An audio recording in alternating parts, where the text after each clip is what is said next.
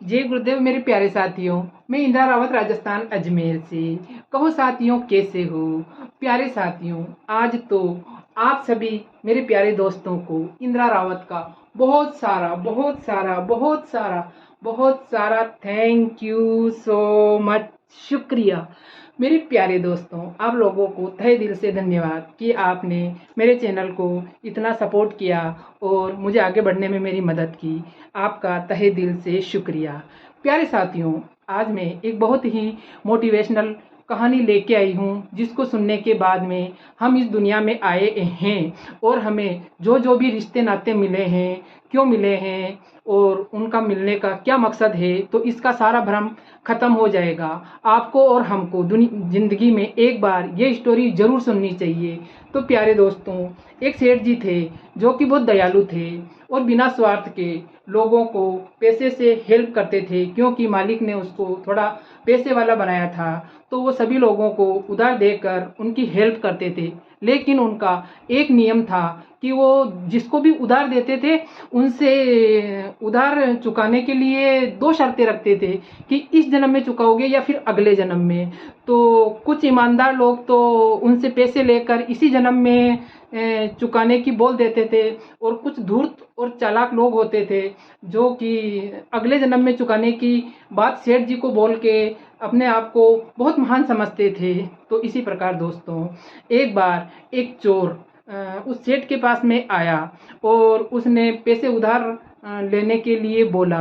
तो सेठ जी एक मुनीम को रखते थे कि जो भी कोई इंसान हेल्प के लिए आता था तो वो मुनीम को बुलाकर उससे पूछ लेता था कि कर्ज इस जन्म में दोगे या फिर अगले जन्म में, और वो सारी बात वो मुनीम से कर लेता था। और मुनीम एक बहुत बड़ा रजिस्टर रखता था। तो जो जो व्यक्ति जिस जन्म में भी कर्जा चुकाने की बात किया था, उस रजिस्टर में उसका नाम लिख के उसके कर्जे की रकम लिख देता था। तो इस प्रकार वो धूर्त चोर जो सेठ जी के पास में पैसे लेने आया था, तो सेठ जी के पास में जाके पैसे की बात बोली, लेकिन उसके दिमाग में तो कुछ और ही था। वो तो सेठ जी की तिजोरी के ऊपर नज़र रखने आया था और उसकी तिजोरी के बारे में पता लगाने आया था कि जैसे ही मौका मिले इसकी तिजोरी पे मैं हाथ साफ कर दूंगा। तो इस प्रकार सेठ जी से बातचीत करने के बाद में सेठ जी ने मुनीम को बुलाया और बोला कि इसकी कंडीशन पूछ कर और रजिस्टर में इसका नाम लिख दो। तो चोर ने कहा कि मैं तो मुनीम जी अगले जन्म में ही कर्जे की अदायगी करूंगा। तो इस प्रकार मुनीम ने उसको रकम दी और अगले जन्म में कर्जे की अदायगी का उसके लिए खाते में लिख दिया। तो इस प्रकार चोर वहां से पैसे लेकर रवाना हो गया और कुछ मन में कुछ सोचने लगा कि आज रात को ही इसकी तिजोरी पर हाथ साफ करेंगे। तो वो घर जाने के बाद में जैसे ही शाम पड़ने लगी, रात पड़ने लगी, वो मुनीम के घर पर आ पहुंचा और रात होने का इंतजार करने लगा। इतनी देर में वो सेठ जी के पास में एक तबेला था, तो उस तबेले में जाकर छुप के बैठ गया और गहरी रात होने का इंतजार करने लगा।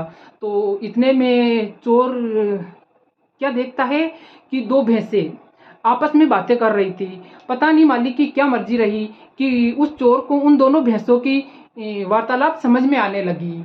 तो एक भैंस ने दूसरी भैंस से बोला कि बहन, तुम तो आज ही आई दिखती हो, पहले तो यहाँ पे नजर नहीं आई, कहो क्या हाल चाल है।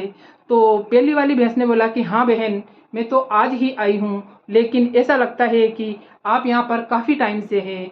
तो पहली वाली भैंस ने बोला कि बहन, मेरे को तो यहाँ पे 3 साल हो गए हैं। उसके पहले मैंने सेठ जी से कर्जा लिया था और अगले जन्म में चुकाने की बोल दिया था और रजिस्टर में एंट्री करवा दी थी, लेकिन जैसे ही मेरी मृत्यु हुई तो वो कर्जा मेरे साथ ही चला गया और सेठ जी का जो कर्जा चुकाना था, इस कारण मुझे भैंस बनकर इसके तबेले में आके इसके पूरे परिवार को मुझे दूध देना पड़ा।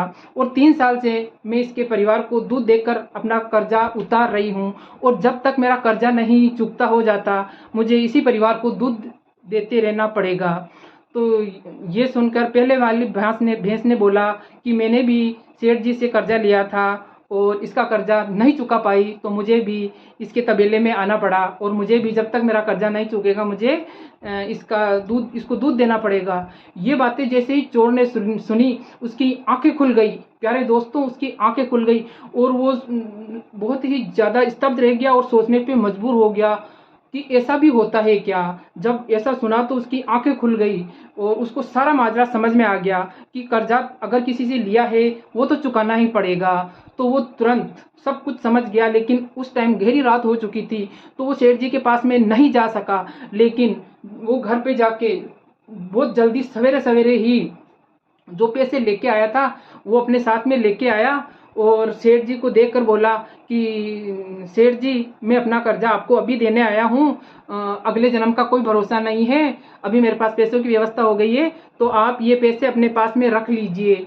और उसके मन में जो मनसा थी ना कि इसकी तिजोरी के ऊपर मैं हाथ साफ कर दूंगा, तो वो उसके दिमाग से गायब हो गया कि इस जन्म में तो हम मनुष्य हैं और कैसे भी करके अपना कर्जा चुका सकते हैं, लेकिन मनुष्य जन्म के बाद में जाने अपन को कौन सी योनि मिलेगी जिसके अंदर भी अगर हमें कर्जा चुकाना होगा तो कर्जा चुकाने में बहुत बड़ी परेशानी होगी। तो उसकी आंखें खुल गई और वो चुपचाप अपने पैसे चुका दिया और जो मन के अंदर गलत विचार थे उसको भी त्याग दिया और अपने घर को चला गया। तो इस प्रकार मेरे प्यारे दोस्तों, इस प्रकार हमें कर्म कर्जे तो चुकाने ही होंगे, चाहे कुछ भी हो जाए। तो हमें कर्जे तो इस जन्म में हम नहीं चुकाएंगे तो अगले जन्मों में भी हम उस कर्जे से बच नहीं सकते हैं। तो ये कर्जे चुकाने के लिए ही कोई बेटा बन के आता है तो कोई बाप बन के आता है, कोई पापा बन के आता है तो कोई माताजी बन के आते हैं, कोई पत्नी बन के आता है तो कोई पति बन के आता है, कोई दोस्त बन के आता है तो कोई दुश्मन बन के आता है, और कोई प्रेमी बन के आता है तो कोई प्रेमिका बन के आता है, और कोई शत्रु बन के आता है तो कोई मित्र, और कोई पड़ोसी तो कोई रिश्तेदार। ये सभी रिश्ते किसी न किसी कारण से कर्म कर्जे को चुकाने के लिए ही बनाए गए हैं मेरे प्यारे दोस्तों। और हमें तो इन कर्जों को चुकाना ही पड़ेगा, चाहे कर्जा खुशी का हो या गम का हो। अगर किसी को हमने खुशी दी होगी तो हमें खुशी चुकानी होगी, और किसी को हमने दुख दिया होगा तो दुख चुकाना होगा। खुशी और गम का ये मिला जुला कर्जा चुकाने के लिए हमें इस धरती पर आए हैं। तो प्यारे दोस्तों, हमें हमेशा याद रखना चाहिए कि किसी का भी हम धन लेकर उसको व्यर्थ में उसके साथ धोखेबाजी ना करें, क्योंकि कर्जे की अदायगी तो एक न एक दिन करना ही होगा।